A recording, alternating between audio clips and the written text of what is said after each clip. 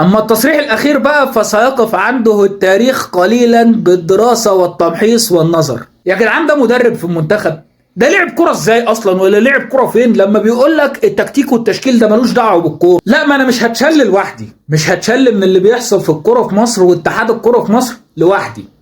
كابتن ايمن عبد العزيز ده نموذج حي ومثال مبسط لاتحاد الكوره المصري واختيارات اتحاد الكوره المصري. شوف اتحاد الكوره بيختار الاجهزه بتاعته والمدربين بتاعته ازاي. كابتن ايمن عبد العزيز طلع امبارح مع مهيب عبد الهادي قال شويه تصريحات يا لهوي ياما، الاخيره ستدهشك. اخر تصريح ليه كده في التصريحات اللي انا هوريها لك ده هيوقعك، هيموتك ضحك. تعال اتفرج معايا بقى، تعالى اشرب عرق حاجه ساعه لو سمحت، وعندك واحد شاي حريف. ادي اول تصريح معانا. كابتن ايمن بيتكلم عن المشكله اللي حصلت بين فيتوريا وبين طارق حامد وحسين الشحات وامام عاشور لما سابوا التمرين ومشيوا بدون اذن. قال لك ايه بقى الكابتن ايمن؟ قال لك انا ما بلغتوش ان هم مشوا، اللي بلغوا الجهاز المعاون الاجنبي، انما انا كنت عارف وما بلغتوش. واضح يا كابتن ايمن ان انت كنت عايز تعرف اللعيبه غلطها بينك وبينهم عشان حضرتك راجل معرف على اللعيبه بتاع المنتخب. ادي اول بلوه. خش على اللي بعد كده. قال لك ايه بقى كابتن ايمن؟ قال لك طارق حامد قال انه مصاب، وحسين قال انه مصاب، وامام قالش حاجه بس طلع مشي كده، وانا شايفه وطالع مشي كده. قال لك الظاهر ان هو كان عايز حد يحمسه عشان يتمرن. طب ما حمستوش ليه يا كابتن ايمن؟ ولا قلت له اي حاجه ولا كلمته؟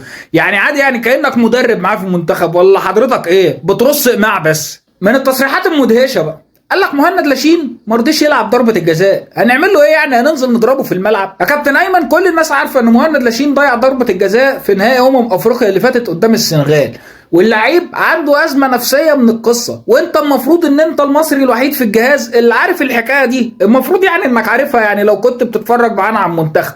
فكان المفروض تكلم فيتوريا تقول له الراجل ده مش هيقدر يلعب ضربات جزاء، او تتكلم مع اللعيب تقول له يشوط في الاول عشان تشيل الضغط من عليه، او تتكلم مع اي حد تعمل اي حاجه غير رص اللي معاه في الملعب. يعني اعمل لنا اي دور كده، اي حركه، حرك اي حاجه في المكان كده غير ان انت ترص اقماع بس. اما التصريح الاخير بقى فسيقف عنده التاريخ قليلا بالدراسه والتمحيص والنظر.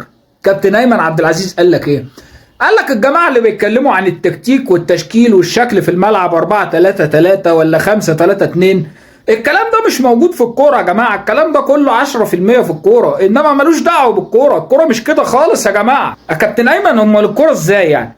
يعني انت الكوره كانت بالنسبه لك كانوا بيرموا لك الكوره في الملعب ويقولوا لكم اجروا وراها 22 لعيب ولا ايه؟ انت مش حضرتك كنت مدافع؟ المفروض المدرب بتاعك كان بيقول لك حته تقف فيها، ولا انت المدرب كان بيعمل ايه يعني؟ كان بيديك قرشين ويقول لك انزل اجري على النجيله دي وخلاص ولا ايه؟ ولا يقول لك اللي يشوفه اضربه وخلاص، اصل انت كنت راجل ضريب يعني في الملعب. فالكوره ايه بالنسبه لك؟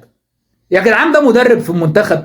ده لعب كرة ازاي اصلا ولا لعب كرة فين لما بيقول لك التكتيك والتشكيل ده ملوش دعوه بالكوره و10% بس من الكوره، والتكتيك والتشكيل ده مش مهم؟ ده اللي عينه في المنتخب عينه ازاي؟ ده اللي لعبه كوره اساسا كان بيلعبه ازاي؟ ولا كان بيقول له ايه؟ ولا كان بيفهمه ايه؟ ده مثال بسيط لاختيارات اتحاد الكوره عشان نبقى عارفين بس. كابتن ايمن عبد العزيز ده راح المنتخب عشان هو صاحب كابتن حازم امام، ملوش اي مبرر تاني. يعني انا كنت بشكك في الكلام ده وبقول لا اكيد ايمن عبد العزيز رايح عشان راجل عنده خبرات ولا راجل واخد شهادات في التدريب، انما بعد الكلمتين دول هو كده رايح بالحب. هو كده رايح بالحب، ملهاش حل تاني. الراجل ده كان في الجهاز بتاع فيتوريا كده جدعانه مني. كابتن حازم امام بيرش كده على اصحابه، خد يا ابني المنصب ده وخد المرتب ده مع الراجل روي فيتوريا ده وورينا كده هتعمل ايه، فرجنا اي حاجه. يا جدعان اتقوا الله فينا.